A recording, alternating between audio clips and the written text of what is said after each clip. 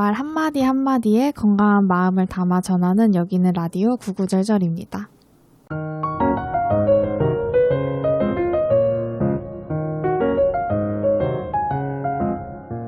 안녕하세요. 세종 FM 98.9MHz 라디오 구구절절의 진행자 세종광역 정신건강복지센터 유리 이아름입니다. 여러분들 저희가 지난달에 자살 예방의 날에 대해 소개해드렸었는데 자살 예방의 날이 며칠인지 기억하시나요? 네, 바로 9월 10일이죠. 근데 이번 달 10월에도 또 중요한 날이 있어요. 무슨 날이 있죠, 아름쌤? 네, 바로 10월 10일 정신건강의 날입니다. 세계 정신건강의 날은 정신건강의 중요성을 알리고 정신질환에 대한 편견을 해소하고자 제정된 날로 정신건강복지센터에서 매년 10월에 정신건강의 중요성을 알리기 위한 다양한 행사들을 전국에서 진행해요. 맞아요. 그래서 저희 세종광역 정신건강복지센터에서도 이번 달 10월 23일 수요일에 정신건강의 날을 기념하기 위한 토크 콘서트를 진행할 예정입니다. 네, 올해는 서울대학교 병원 소아청소년학과 김북년 교수님을 모시고 어른이의 마음성장일기라는 제목으로 여러분들에게 시기별 마음성장 과업에 대한 이야기를 들려드리려고 합니다. 네, 그리고 축하 공연으로 요즘 세종시를 대표하고 있는 노을이의 공연까지 볼 수 있는 기회이니 여러분들의 많은 관심과 참여 부탁드리겠습니다. 네, 세종시의 자랑이죠? 그죠. 우리 참이반 친구. 저희도 이제 김북년 교수님과 노을이 다 모실 수 있게 돼서 너무 영광이고요. 놓치면 너무 아쉬운 기회니까 꼭 사전 접수 놓치지 말고 참여해 주셨으면 좋겠습니다. 현재 이제 세종광역정신건강복지센터 검색하셔서 홈페이지 접수하시면 교육 행사 신청란에서 신청 가능하니까 내용 확인해 주시면 너무너무 좋겠습니다. 네, 그래서 이번화는 정신건강의 날 특집으로 완벽한 타인이라는 제목으로 정신건강에 대한 이야기를 폭넓게 나눠보려고 해요. 완벽한 타인이라는 이 의미는 어떤 의미죠? 유리쌤 혹시 완벽한 타인이라는 영화 보셨어요? 아, 봤죠. 정말 딱 겉으로만 보기에는 다들 너무 완벽하고 관계적으로도 되게 멀끔해 보이는 사이였는데 실상은 그렇지가 않았죠? 맞아요. 네. 그래서 그 영화를 보면서 사실 우리도 완벽하지 않은 구석은 다 하나씩은 있다라는 또 생각도 하게 됐던 것 같아요. 맞아요. 그래서 오늘 저희가 완벽한 타인이라는 제목을 짓게 됐는데 우리가 보통 좀 인생을 살다 보면 나만 괴로운 것 같고 힘든 일은 나한테만 찾아오는 것 같고 이제 SNS가 또 발달하다 보면 남들은 다 잘 지내고 행복하게 지내고 있는 것 같은데 나만 왜 이러지? 라고 생각이 들 때가 있어요. 근데 사실 그 실상을 들여다보면 다들 가지고 있는 마음의 아픔들이나 또 힘든 속사정은 또 있기 마련인 거죠. 그래서 좀 반어적인 의미로 저희도 오늘 준비하게 됐습니다. 완벽한 타인, 저희 재밌게 오늘도 들어주시면 좋겠습니다. 네. 그래서 저희가 그동안 책을 소개해드렸는데 오늘은 좀 특집인 만큼 영화를 소개해드릴까 해요. 그래서 오늘의 영화는 실버 라이닝 플레이북입니다. 네. 이 영화는 2013년에 개봉한 영화로 브래들리 쿠퍼와 제니퍼 로렌스가 주인공으로 나오는 영화인데요. 이제 두 주인공 다 각자 힘든 사건을 겪고 난 후에 정신적으로 힘든 시기를 보내고 있다가 이 두 남녀가 만나서 서로의 아픔을 치유해 나가는 과정을 그린 영화입니다. 네. 이 제목을 보시면은 실버 라이닝, 이 영어의 뜻은 햇빛이 구름 뒤에 있을 때 구름 가장자리에 생기는 은색 선을 가리키는 말이에요. 그래서 한 줄기 빛이 빛나는 희망이다 라는 의미를 가지고 있고요. 플레이북은 각본이나 스포츠팀의 공수작전을 그린 책을 표현하는 의미를 가지고 있다고 해요. 네. 플레이북이 이제 미식 축구 용어인데 뭐 전략집, 공략집 이런 뜻이 있대요. 그래서 이제 이 영화도 한 줄기 빛나는 희망을 찾기 위한 전략, 작전이라는 이제 유쾌하고 희망찬 제목을 갖고 있고 이 영화가 또 저희가 또 꼽게 된 이유는 그동안의 영화에서는 정신질환을 어떤 범죄자나 또 정신질환에 대한 편견을 갖게 하게끔 그려지는 영화들이 많았는데 이 영화는 정말 정신질환을 가지고 있는 분들이 겪는 증상이나 일상생활의 모습을 좀 진솔하게 보여줬다라고 해서 좀 평가를 좋게 받았던 영화였던 게 있어서 저희가 이번에도 고르게 되었습니다. 네. 그래서 오늘의 북토크가 아닌 무비토크 한번 시작해 보도록 하겠습니다. 좋습니다. 네. 오늘은 그 영화 속에 나오는 등장인물들의 좀 불완전한 모습들을 살펴보면서 이 등장인물들이 또 그 역경을 어떻게 이겨나가는지 뭐 그런 거에 대해서 좀 이야기를 나눠보려고 해요. 그래서 오늘 다뤄볼 등장인물은 총 3명으로 첫 번째는 남자 주인공인 팻, 그 다음에 여자 주인공 티파니, 그리고 남자 주인공의 아빠까지 이렇게 3명의 인물들을 좀 다뤄보려고 합니다. 그래서 먼저 팻의 상황에 대해서 좀 이야기를 나눠보려고 해요. 팻은 극중 양극성 정동장애 환자인데요. 이제 국어 선생님인 와이프와 이제 역사 선생님이 외도하는 현장을 목격하게 되면서 역사 선생님을 심각하게 폭행하게 됩니다. 그러면서 정신과 병동에 입원을 하게 되는데요. 입원한 걸 봐서는 원래도 진단이 있었지 않았나 짐작해 볼 수 있었던 것 같아요.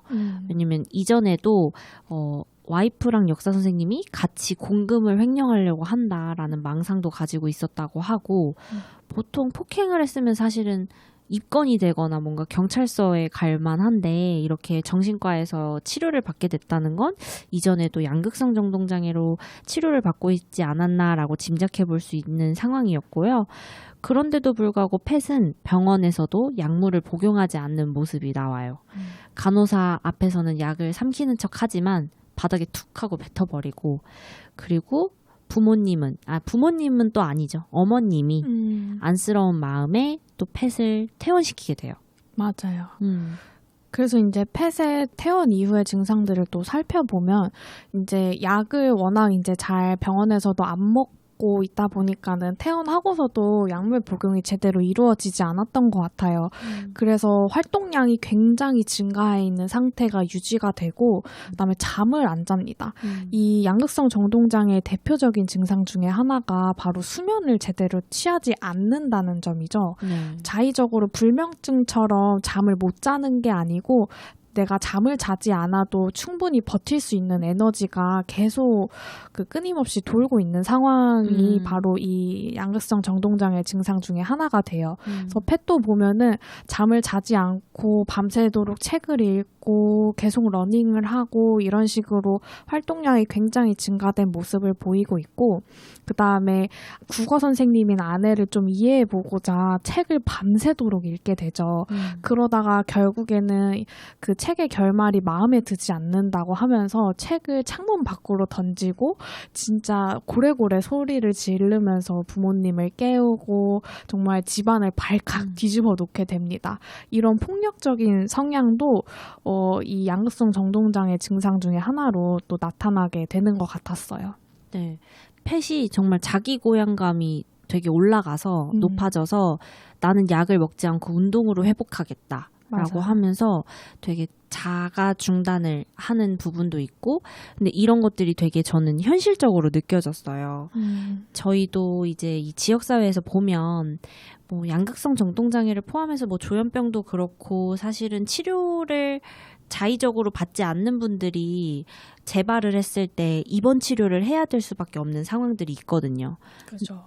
그러면 응급 입원이나 행정 입원 그리고 보호자분들이 동의가 되시면 보호 입원 이렇게 진행하기도 하는데 보호자분들이 그게 너무 안쓰러운 거예요. 병원에 이제 뭐 자녀분이면 자녀분, 가족분을 뭔가 두고 왔다는 사실이 그리고 보통 가둬놨다고 표현을 하실 때가 있어요. 그렇죠. 네, 그래서 그거를 저는 어떤 정신질환과 정신질환 치료에 대한 편견과 오해겠다라는 생각도 되게 많이 드는 게 사실은 스스로 내가 약물 관리나 증상 관리가 안 되는 상황이면 그런 집중적인 치료 세팅에 있을 수밖에 없거든요. 의료진이 24시간 옆에 상주해야 되고 그렇게 약물 복용이나 증상 관리를 해줄 수 있는 세팅 안에서 집중적으로 치료를 받는 건데 이렇게 안쓰러운 마음에 뭔가 치료가 제대로 되지 않은 채 사회에 다시 나오게 되면 일상생활에 재적응해서 잘 지내는 게 아니라 이렇게 펫처럼 어떤 폭력적인 성향이 두드러진다든지 아니면 어떤 증상이 재발이 돼서 다시 병원에 입원하게 되고 이게 반복되는 좀 악순환이 반복되는 게 정말 현실적인 거라고 생각이 들더라고요. 맞아요. 그래서 이제 펫도 이런 뭔가 자기의 증상이 반복되는 거를 스스로 느끼고 나서 그때부터 이제 다시 약을 잘 챙겨 먹게 되는 모습도 나오게 돼요. 그래서 그때부터는 어느 정도 이제 폭력적인 증상들이 좀 더 줄어든 모습들이 보이게 되는데 이때 이제 만나게 된 인물이 또 있죠. 티파니라는 인물이 또 등장하게 됩니다. 티파니의 상황은 어땠죠?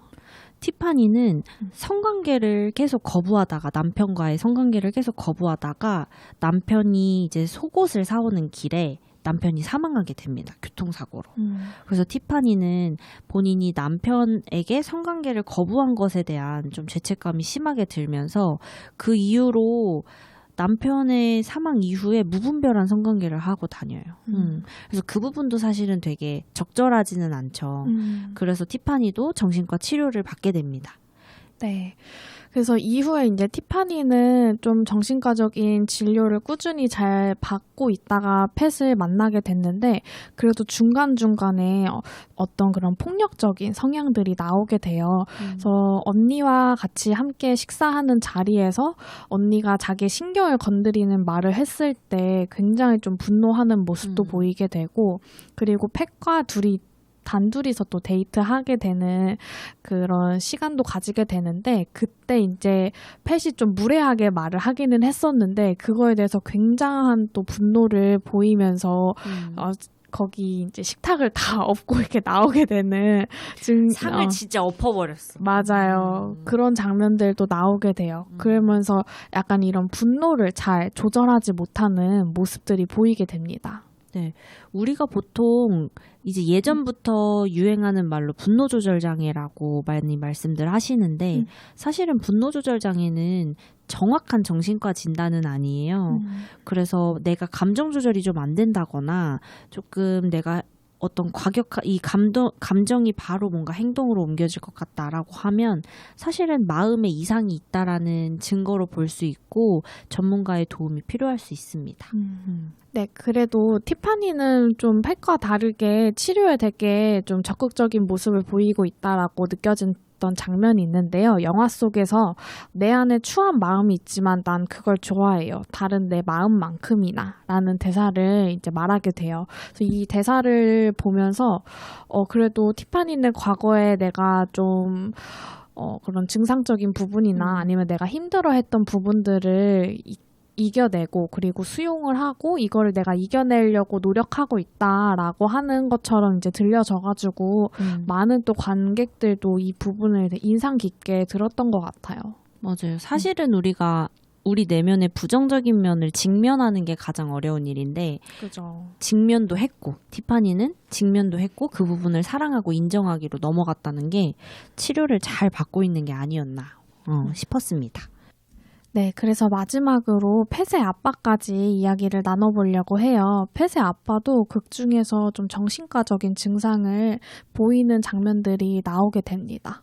네, 치료가 필요한 정도는 아니지만 강박적인 성향이 있으세요. 네. 그래서 이렇게 TV를 보고 있다가 리모컨에 열을 이렇게 맞추신다든지 뭔가 흐트러져 있는 것을 경기가 볼 때는 그게 항상 이렇게 똑바로 있어야 된다든지. 맞아요. 그리고 그 경기를 볼 때 꼭 손수건을 또 만지고 계세요.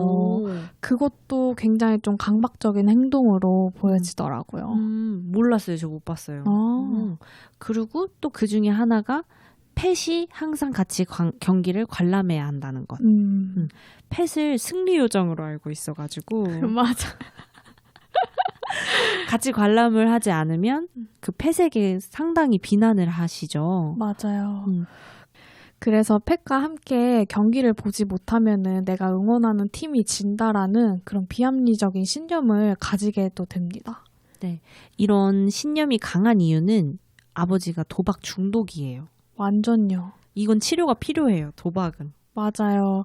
그래서 극 중에서 이제 좀 큰 에피소드가 또 나오게 되는데, 친구와 아버지의 그 이제 은퇴 후에 창업 비용을 다 걸고서 그 이제 베팅을 하게 됩니다. 그래서 그 중요한 경기 날에 무조건 내 아들이 경기장에 가서 그 경기를 봐야 된다라는 그런 강박적인 사고를 가지고 펫도 아직 이제 입원 치료가 끝나지 잘 이제 태어난 지 얼마 되지도 않았는데 그런 뭔가 자극이 많고 스트레스적인 상황에다가 아들을 보내는 것도 전 되게 불안했거든요. 근데 이제 아들을 그 경기장에다가 보내게 됐는데 사실 펫은 티파니와 그때 춤 약속이 있었어요. 네. 그 춤 연습을 하기로 했었는데 그거를 이제 깨면서까지 그 경기장에 가게 됩니다. 맞아요. 약속이 있다고 펫이 말했음에도 불구하고 넌 아버지를 위해서 이것도 못 해주냐면서 가스라이팅. 약간 그 정도로 좀 그 경기에 다들 좀 진심인 상황이었던 것 같아요. 맞아요. 그래서 아버지를 위해서 펫은 이제 그 경기장에 가게 되고 경기를 못 보게 됐어요. 또 경기장에서의 또 어떤 에피소드가 있었죠. 그죠. 그래서 이제 경기를 못 보고 돌아왔는데 아버지가 역정을 내십니다. 너가 그 경기 하나를 못 봐서 내 사업 자금이 다 날라갔다면서. 그리고 그때 때마침 또 티파니가 들어와요. 네. 그래서 이제 아버지는 티파니에게 너 때문에 너랑 만난 이후로 계속 경기를 지고 있다. 펫이 경기를 같이 봐야 되는데 너랑 춤 연습하느라고 경기를 못 봐서 진 거다. 이런 식으로 티파니한테까지 그 불똥이 튀게 돼요. 근데 티파니는 그거를 굉장히 조목조목 따져가면서 아버지의 그런 비합리적인 신념을 비틀게 돼요. 직면을 딱딱딱 시켜주잖아요. 몇 월 며칠, 몇 대 몇으로 승리. 그러면서 오히려 나랑 있어야지 승리 이긴다 이런 식으로 얘기를 하게 되고 아버지는 오히려 근데 이때 더 아버지의 그런 중독적인 성향이 되게 심하다고 느껴졌던 부분은 딱 그 얘기를 듣자마자 그러면은 지금 베팅했던 거에 2배를 걸고서 다시 베팅을 하자 이렇게 그런 상황까지 또 이어지게 됩니다. 맞아요. 눈이 반짝거리셨어요. 그래서 저는 저러다가 아버지 또 더 분노하시면 어떡하지 되게 조마조마하면서 봤거든요. 맞아요. 근데 아버지가 되게 순응하면서 그러네. 그럼 둘이 더 있으면서 다른 내기를 또 해볼까? 막 이렇게 되시니까 이게 진짜 중독이라는 것이 너무 무섭다 이렇게 생각을 했어요. 맞아요.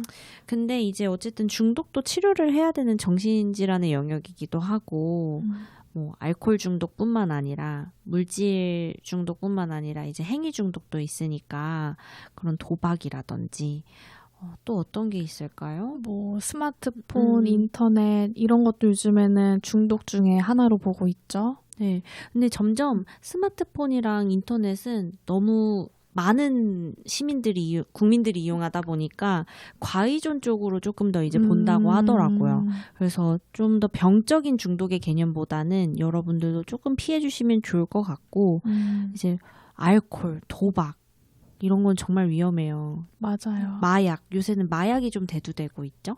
맞아요. 네. 그래서 그런 것들은 치료가 정말 필요합니다.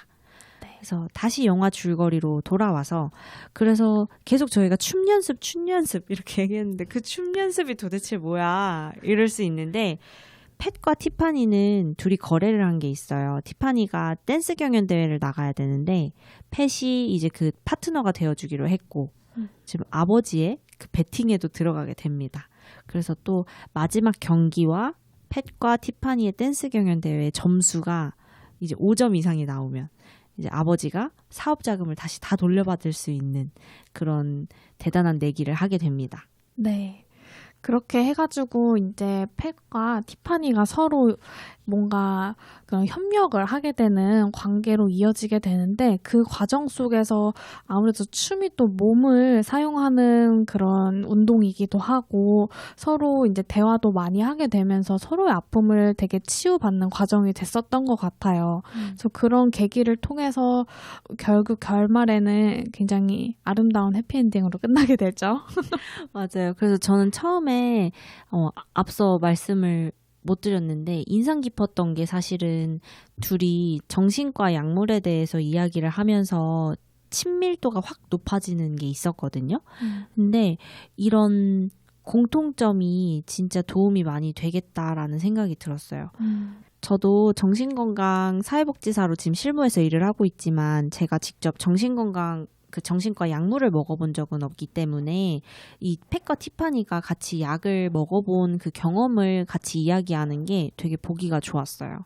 사실은 약을 먹었을 때 그 느낌과 이런 것들은 제가 직접 경험해 볼 수는 없던 거라 사실 좀 정말 매일 그렇게 약을 꾸준히 챙겨 드시는 것도 되게 어렵겠다. 대상자분들은 이렇게 생각을 했던 적은 있는데 그래서 요즘은 동료 지원가라고 해서 그 정신질환을 앓고 계시다가 잘 회복하신 분들이 이제 동료 지원가로 양성이 되시면 직접 상담이나 어떤 일상생활의 복귀를 도와주는 사업이 또 있어요. 그래서 아직 세종시에서는 하고 있진 않은데 뭐 경기도나 다른 타시도에서는 지금 진행이 되고 있는 부분이 있거든요. 그래서 팻과 티파니가 좀 서로 동료 지원가가 되었던 건 아니었나라는 생각도 해보게 됐어요. 맞아요. 그래서 저도 뭔가 서로가 부족한 부분이 있지만 그 부족한 부분이 좀 상충 보완되고 있는 관계로서 좀 보여져가지고 그런 것도 되게 보기 좋았고 서로 어쨌든 이해하고 공감되는 부분이 있었기 때문에 서로 그렇게 또 좋은 성과를 낼 수 있지 않았나 뭐 그런 생각을 해봤습니다. 네. 그리고 추가로 재밌었던 건 팻이 티파니를 좋아했던 거잖아요. 첫눈에. 그죠. 네. 근데 그걸 계속 부정하잖아요. 그래서 저희가 방어기제를 몇 화에 다뤘었죠? 방어기제를 2화였나 3화 때 다뤘었던 것 같아요. 그래서 그때가 좀 저도 생각이 났어요. 방어기제에 대한 게 생각이 나면서 팻이 이제 티파니한테 계속 나타났던 방어기제가 반동형성이잖아요. 맞아요. 이제 반동형성에 대해서 조금 설명을 드리면 미운 놈 떡 하나 더 준다. 이 속담에 맞는 거예요. 내가 이 사람이 싫은데 싫어하면 안 되는 사람이라서 그거를 일부러 더 과하게 좋게 표현을 하는 거죠. 그래서 팻의 입장으로 보면 티파니가 좋은데 나 지금 와이프 사랑해야 하는 포지션인데 나 물란한 사람 아닌데 하니까 티파니에 대한 마음을 밀어내고 자꾸 나 너 안 좋아해. 나 와이프 신경 써야 돼 라고 하는 그 모습이 계속 드러나는 게 그것도 되게 재밌게 영화를 봤던 포인트였던 것 같아요. 맞아요. 되게 귀여운 또 장면이기도 했죠, 사실은. 데이트를 하러 가서 데이트 아니라면서 시리얼을 시켜 먹질 않나. 맞아요.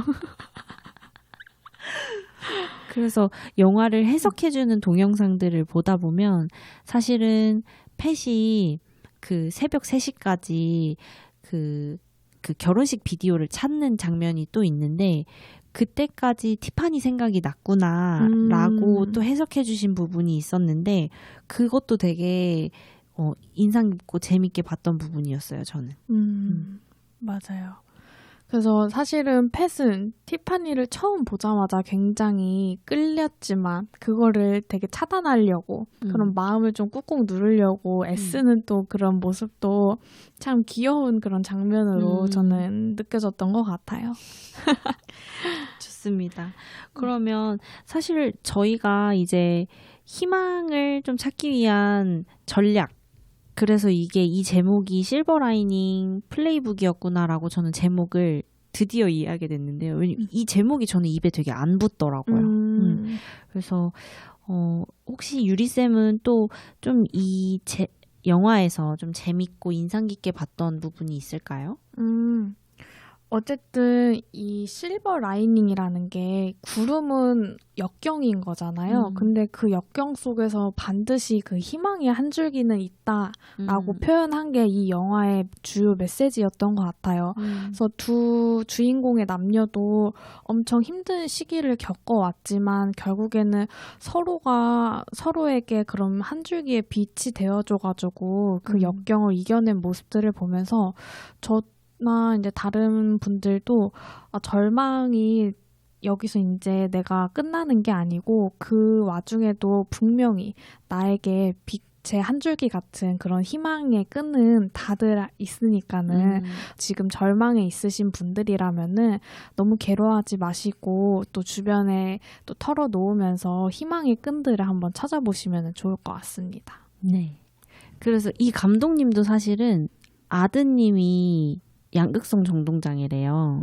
그래서 기존에 이제 영화들이 정신질환을 너무 편견과 오해 속에서 만들어지는 걸 보고 안타까운 마음에 이제 이 영화를 제작하시게 됐는데, 그래서 아들이 또 카메오로 나와요. 그래서 여러분들이 그 카메오를 좀 찾아보는 그 재미도 있으실 것 같고, 이게 저희가 이렇게 해석이 없이 봤다면 사실은 그냥 좌충우돌 남녀의 로맨틱 코미디 영화로 그냥 그쳐질 수 있는데, 저는 어쨌든 정신건강에 대한 어려움을 갖고 계시는 분들의 어떤 입퇴원 치료 과정이나 이런 것들을 보니까 여기서 좀 그런 어려움을 잘 표현해 주신 것 같아서, 그리고 가족들이 느낄 수 있는 그런 어려움도 같이 잘 표현해 주신 것 같아서 너무 재밌게 봤었습니다. 네, 그래서 오늘은 책 말고 이렇게 영화를 통해서 여러분들이랑 이야기를 나눠봤는데요. 여러분들도 재밌게 들으셨는지 모르겠네요. 그래서 아무튼 이 영화가 굉장히 또 흥미롭고 또 결말에 대해서는 저희가 아직 언급하지 않았기 때문에 여러분들은 꼭 영화를 통해서 결말까지 확인해 주시면 좋을 것 같고요. 오늘의 곡 들려드리도록 하겠습니다.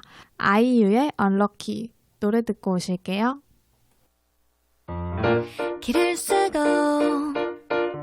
사랑해야 하는 건 아냐.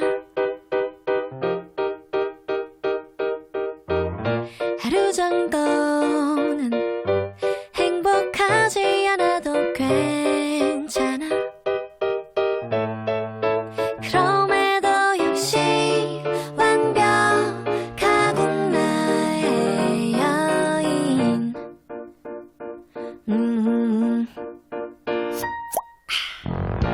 여전히 무수한 빈칸들이 있지. 끝없이 헤맬 듯해 풀리지 않는 얄미운 숫자들 사이로. No, wow. 마치 하루하루가 잘 짜여진 장난 같아. 달릴수록 내게서 사랑은 just like we're still good without luck. 길을 잃어도 계속 또각또각 가볍게 걸어. Take your time. There's no right. 실은 모두가 울고 싶을지 몰라. 슬퍼지고 싶지 않아서 화내는지도 몰라.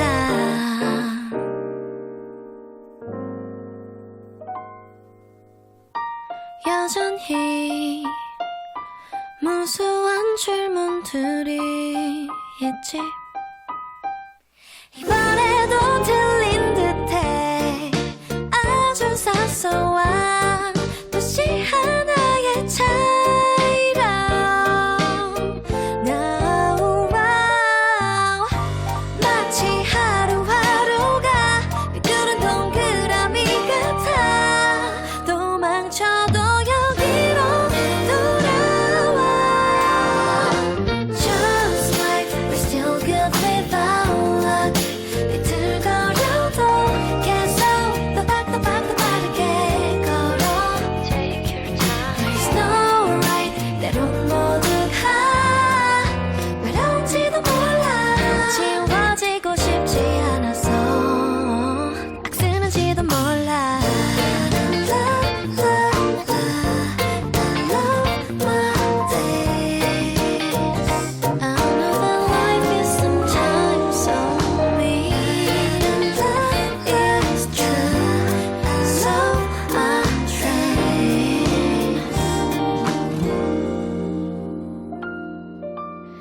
난 나의 보폭으로 갈게. 불안해 돌아보면서도 별 큰일 없이 지나가.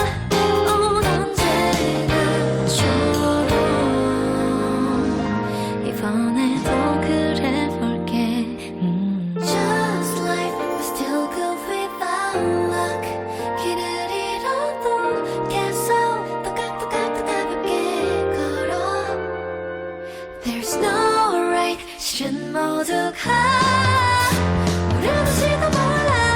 어쩌면 나름대로 우리에게 느린 봄 같은 지금 이대로 괜찮은지도 몰라.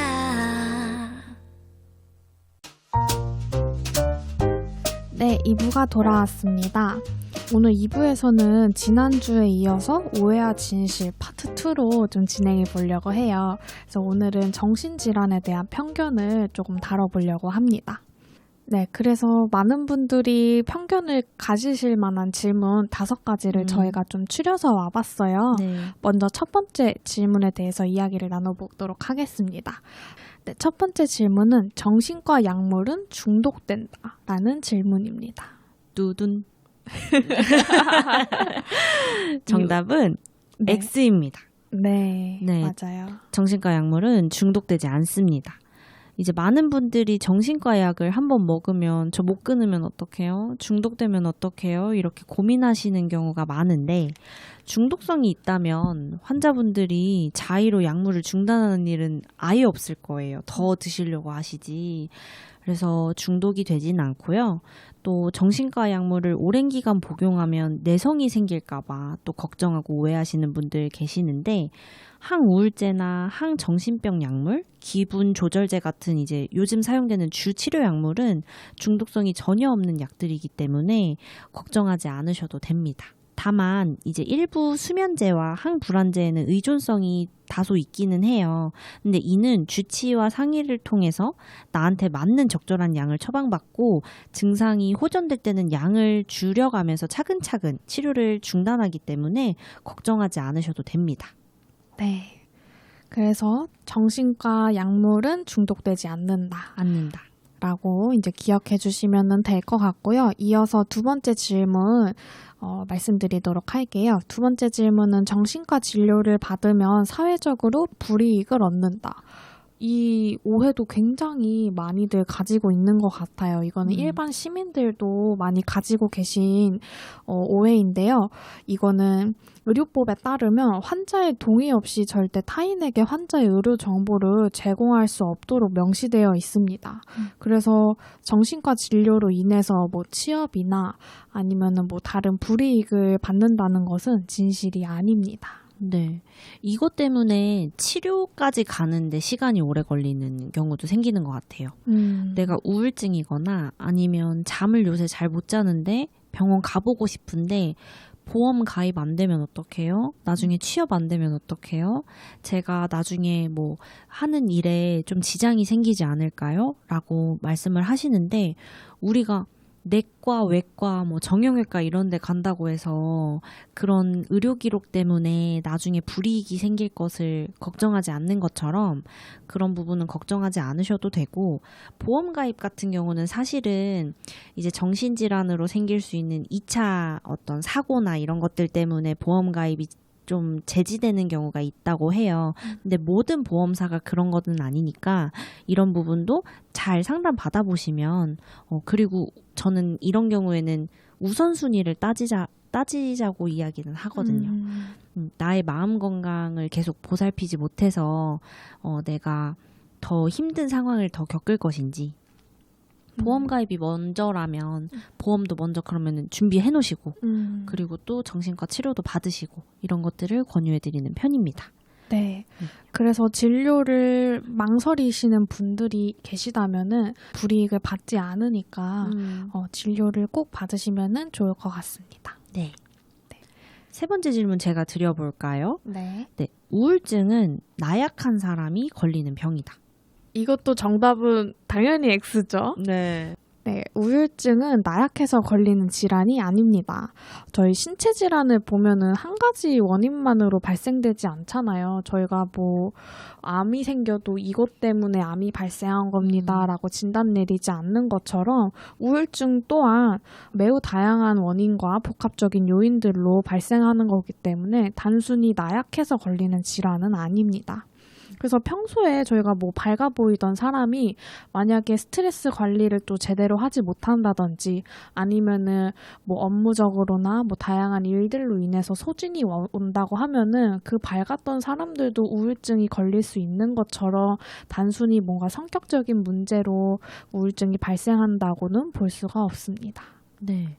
우울증의 증상이 이제 사람들은 맨날 슬프게 울 것이다 이렇게 생각하는데 저는 사실 제일 무서운 게 무기력한 거라고 생각을 하거든요. 그러다 보니까 이제 우울증을 경험하고 있는 이제 앓고 있는 사람들의 가족들이 아우 너 왜 이렇게 나약해서 그래? 너 의지가 약해서 못 낳는 거야. 뭐 이거는 너가 의지 박약이야. 이런 말씀들을 종종 들으실 때가 있는 거예요. 근데 그럴 때 제가 속상하더라고요. 그러니까 그런 게 어쨌든 일부러 그렇게 하시는 건 아니고 어쨌든 정신질환에 대한 이해가 없으셔서 하시는 말씀이신 것 같아서 한 사람이 내 주변 사람이 어떤 마음 건강에 대한 이상이 생겼을 때 그거에 대한 이해를 같이 하고 그렇게 힘을 주는 거가 완전히 다른 차원의 얘기라는 생각이 들었어요. 그래서 모르고 도와주는 거랑 알고 도와주는 거랑 마음 건강은 확실히 다른 것 같아요. 그래서 우울증을 제대로 알고 주변에서 응원의 말을 해주게 되면 단순히 뭐 힘내 화이팅 뭐 이런 말은 안 하게 되는 거죠. 그리고 뭐 의지가 약해서 그래 뭐 마음에 뭐 더 뭐 굳건히 먹여 마음을 더 굳게 먹어 뭐 이런 말들은 좀 안 하게 되는 거죠. 맞아요. 그래서 이런 마음의 소진이 오는 거는 누구나 다 올 수 있는 상황이기 때문에 여러분들이 평소에 이 마음 관리에 대해서 잘 알아주시면 좋을 것 같아요. 네. 누구나한테나 올 수 있는 질환입니다. 맞아요. 특별한 사람만 겪게 되는 질환은 아니니까 항상 마음 건강에 힘써주시면 너무너무 좋을 것 같습니다. 네. 네 번째 편견과 오해, 노동. 정신질환은 치료받지 않아도 자연스럽게 호전된다.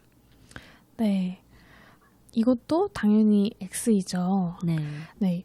저희가 열이 나거나 기침이 나면은 뭐 의도적으로 내가 열을 낮춰야지, 기침을 하지 말아야지 한다고 해서 열이 자연스럽게 낮아진다든지 아니면 기침을 내가 막을 수 있다든지 그런 거는 아니죠. 그래서 정신질환도 마찬가지입니다. 내가 스스로 나 괜찮아져야지라고 한다고 해서 정신질환이 나았다면은 의사 선생님이 계시지 않겠죠?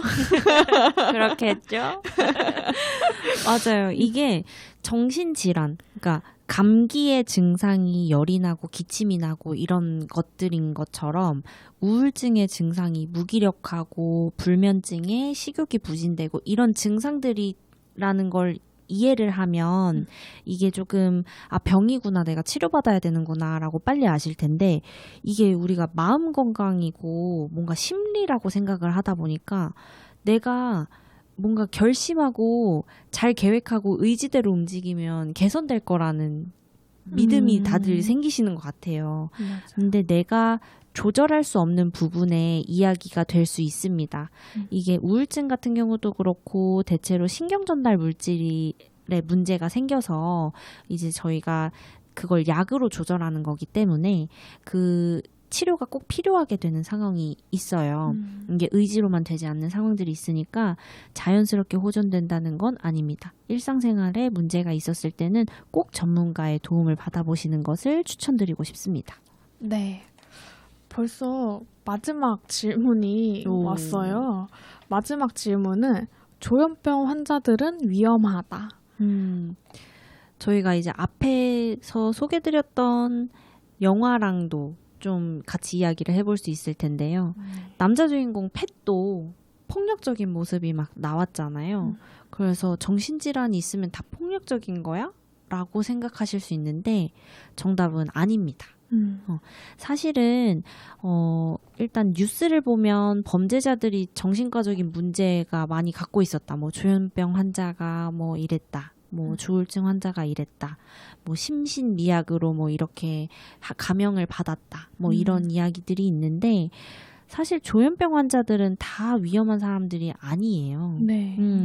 경찰청에 따르면 2022년 정신질환 범죄자는 9,875명으로 전체 범죄자 125만 330명 중에 0.7%를 차지했다고 해요. 그러니까 100명 중에 100명 중에 1명도 안 되는 꼴 아닌가요? 그죠. 그쵸. 네. 근데 우리는 대체로 범죄를 정신질환자들이 일으킨다고 또 생각하시는 편견이 있게 되는 거죠. 네. 그래서 강력범죄 같은 걸로 좁혀도 비율이 전체의 2.2%에 불과했다고 해요. 그럼 100명에 2명 꼴 정도네요. 그죠. 네. 그래서 조현병을 포함한 정신질환을 치료받고 있는 사람들이 예비 범죄자로 낙인을 이렇게 찍힌다는 것은 상당한 사회적인 편견이라고 볼 수 있습니다. 네. 그래서 이런 것들이 좀 뭐 미디어나 이렇게 매스컴에서 뭔가 정신질환자들은 범죄자다 이렇게 좀 프레임을 씌워가지고 보도를 내는 경우들이 굉장히 많다 보니까는 일반 시민들도 좀 그렇게 인식하기가 십상인데 그래서 저희는 이런 것들을 좀 편견을 해소하고자 언론 모니터링도 굉장히 꾸준하게 하고 있어요. 그리고 또 정신질환자분들이 또 이런 것들 때문에 치료가 더 필요하다는 게 그 필요성이 대두되는 대목이기도 한 것 같아요. 사실은 앞서 실버라이닝 플레이북에서도 사실은 약을 복용하지 않았기 때문에 재발해서 그런 폭력적인 성향이 나왔던 거라서 그 조현병이신 분들도 뭐 망상이나 환청 때문에 범죄를 저질렀다라고 하는 부분들이 있어서 저희가 사회적으로 정신질환자분들이 꾸준히 치료를 받을 수 있고 도움을 받을 수 있는 환경을 저희가 제공하는 게 더욱더 필요할 거라고 생각이 들고 사실은 조현병 같은 경우는 양성 증상보다 이렇게 무정동하시고 말씀도 없으시고 이런 음성 증상이 훨씬 많으세요. 그래서 모든 조현병 환자분들이 이런 정말 예비 범죄자다라고 생각하고 계시는 거는 정말 잘못된 생각입니다. 그런 편견은 오늘로부터 좀 멈춰주시면 감사하겠습니다. 네. 그래서 오늘 이렇게 또 정신질환에 대한 오해와 진실을 또 파헤쳐 봤는데요. 여러분들의 그런 오해들이 다 씻겨 내려가셨으면 좋겠네요. 네. 마지막으로 유리쌤 이제 정신건강 필드에 있으시면서 내 정신건강을 지키기 위해서 가장 중요한 건 어떤 거라고 생각하세요? 저는 우선은 내 마음 상태가 어떤지 인지하는 것부터가 내 마음 건강 관리의 첫걸음이다라고 생각을 해요. 사람들이 보통 너무 바쁜 일상을 살다 보면은 내가 지금 지쳐 있는지 아니면 내가 지금 괜찮은지에 대해서 잘 인식을 하지 못하고 지나가실 때가 많더라고요. 그러다가 이제 번아웃, 소진이 오는 경우들이 굉장히 많은데 그래서 항상 내 마음을 잘 관리를 하고 내가 지금 상황이 어떤지를 인지하는 과정을 많이 일상생활에서 해주시면 좋을 것 같아요. 그래서 저희가 2화 때 감정을 다뤘었죠. 네. 그래서 그때 감정 일기를 한번 써보시라 이렇게 권유를 해드렸는데 이게 진짜 굉장히 도움이 되는 작업인 것 같아요. 이 과정이. 그래서 내가 오늘은 어떤 사건들로 인해서 어떤 감정을 느꼈는지 그래서 사건도 한번 객관화해보고 내 그 사건을 통해서 내 감정들이 어땠는지 또 한번 돌보고 이런 과정들을 한번 꼭 가져보시면 좋을 것 같아요. 네, 폭넓게도 내 생각까지도 또 점검해보면 좋을 것 같아요. 마음의 여유가 없을 땐 저 상대방이 나를 비웃는 거 아니야? 나를 좀 이렇게 따돌리는 거 아니야? 라고 피해 사고라든지 어떤 그런 망상적인 사고를 또 가질 수도 있으니까 그게 내가 잘못된 게 아니라 사실은 내 마음이 힘들어서 저절로 나타나는 현상일 수도 있기 때문에 네. 그럴 때 이제 내 마음을 점검해야 내가 어떤 도움이 필요한지 어떤 치료를 받아야 되는지에 대한 그 다음 플랜을 짤 수가 있으니까요. 그래서 현재를 인식하고 현재를 계속 파악해보는 거, 점검하는 거 되게 중요한 것 같습니다. 네. 네. 그래서 그럼 아름쌤은 좀 어떤 그런 팁을 가지고 계신가요? 저는 정말 환기하는 게 가장 중요하다는 생각이 들었어요. 맞아요. 우리가 이제 스트레스 해소한다, 스트레스 관리한다 라고도 많이 표현을 하기도 하는데 정말 마음에 공간이 어느 정도는 있어야 다른 사람을 포용할 수 있는, 그리고 스트레스 상황을 이렇게 물 흐르듯이 넘어갈 수 있는 그런 여유가 생기는 것 같은데, 그러지 않는 순간 터지는 것 같아요. 그게 이제 정신질환이 될 수도 있고. 혹시 유리쌤 인사이드 아웃 2 보셨어요? 아, 그럼요. 이거 진짜 많은 분들이 보시고서 울으셨다고 하는 분들도 계시더라고요. 저예요, 저. 아, 그러시구나. 근데 이런 경험들이 또 많이들 있으실 것 같아요. 뭔가 내 내면 안에서 이런 감정들이 폭주하게 되는 그런 경험들을 하실 텐데, 그 상황이 가기 이전에 반드시 환기하는 작업들이 이루어져야 됩니다. 네. 그래서 마음의 여유의 공간을 항상 내두셔라. 의도적으로 만드셔라. 라고 네. 꼭 말씀드리고 싶어요. 네. 그래서 팀장님의 그러면 스트레스 관리 방법은 어떤 것이죠? 저는 되게 다른 것 같은데, 만약에 일이나 어떤 그런 걸로 스트레스를 받았다, 몸이 힘들다 네. 라고 하면 좀 더 활동적인 걸로 놀러 나가는 편인 것 같고, 네. 심적으로 힘들다 라고 하면 오히려 정적으로 일기를 쓰거나, 아까 이제 유리쌤이 말씀해 주셨던 감정일기를 많이 쓰는 편이에요. 되게 반대 같죠? 네. 오히려 심적으로 저는 힘들 때 이렇게 저 스스로 몰입하는 게 더 좋더라고요. 내면의 나와 더 들여다보는 게, 이거를 다른 사람들한테 내 힘든 걸 막 다 쏟아붓는 것보다 내가 나를 객관화해서 먼저 보는 작업을 하는 게 훨씬 마음이 편하더라고요. 그러시군요. 네. 저 같은 경우에는 제가 원래 평소에 뭔가 제 뭐 마음 상태라든지 그런 개인적인 얘기라고 해야 되나? 뭐 그런 거를 친구들이랑도 많이 제가 안 꺼내는 편이기는 해요. 저는 좀 그 듣는 입장을 주로 하는 편인데, 약간 저는 심적으로 힘들다 싶을 때는 제가 어느 정도 생각 정리를 끝내고 친구들한테 얘기를 좀 정리하면서 얘기를 하고 그러면서 좀 힘을 얻는 편인 것 같아요. 맞아요. 뭔가 내 안에서 내가 먼저 한번 감내가 돼야 네. 그게 이제 같이 공유할 수 있는 게 되는 것 같아요. 그죠. 내가 감당이 안 될 때 먼저 꺼내버리면 걷잡을 수가 없어. 그죠. 그렇게 되면은 친구들도 사실 힘들기 그쵸, 때문에 그쵸. 뭔가 상대방한테 내 감정을 쏟아내기 위해서 뭐 그런 조언을 구하는 것보다는 내 안에 스스로 뭔가 해결되지 않는 점들을 조금 찾아보고 그 이후에 친구들과 좀 감정을 공유하면서 좀 생각 정리를 하는 게 좋은 방법인 것 같아요. 네. 맞아요. 내면의 대화가 정말 저는 중요하다고 생각합니다. 보통 그냥 흘려보내는 경우가 많은 것 같아요. 내가 무슨 생각을 하고 있고, 내가 무슨 감정을 느끼고 있고, 그러다기보다는 뭐 회피하고 무시해버리는 경우도 있으시고, 아니면 그냥 그걸 내가 혼자 온전히 느끼기보다는 바로 막 터뜨려버리시기도 하고, 그래서 오히려 내가 나를 좀 잘 들여다보시고, 이게 정말 지금 이 감정을 내가 느낄 때가 맞는 건지 이런 것들도 한번 좀 이렇게 들여다보시면 참 좋겠다 라는 생각이 들었습니다. 네. 그래서 세 번째는 전문가의 도움을 꼭 받으시라. 힘들 때는 전문가에게 찾아갈 수 있는 용기를 꼭 가져보시라 라고 또 마지막으로 드리고 싶네요. 네. 이게 우리가 병원 진료도 있고 상담 치료도 있는데요. 이게 병원은 저희가 흔히 말하는 정신건강의학과, 정신과를 이야기하는 거고요. 상담 치료 같은 경우는 사설상담센터에서 상담을 받는 것을 이야기를 해요. 내가 마음이 너무 힘들다면 사실은 약물 치료와 상담 치료가 병행되는 게 가장 좋고요. 내가 조금 여건이 어렵다라고 하면 정신건강의학과 의사 선생님한테 방문해서 약물 치료라도 빠르게 시작하는 것을 권유드립니다. 네.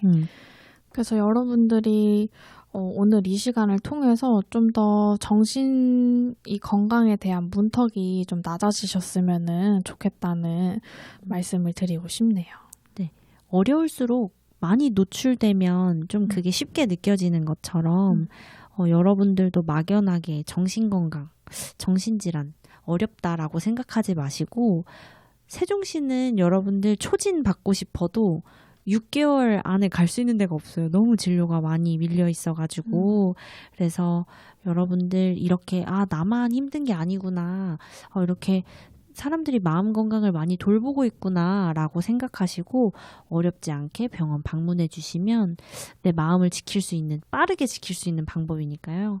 네, 그렇게 용기를 내주셨으면 좋겠습니다. 네. 그래서 오늘 그 정신건강의 날 특집을 진행을 해봤는데요. 1부에서는 저희가 정신질환을 앓고 있는 환자들에 대한 그런 역경을 극복해 나가는 그런 스토리에 대해서도 이야기를 해봤고 2부에서는 정신질환에 대한 오해와 진실도 파헤쳐 보았는데 여러분들이 오늘 또 이 시간을 통해서 정신건강에 대한 또 이해를 많이 할 수 있는 시간이 되었으면 좋겠습니다. 네.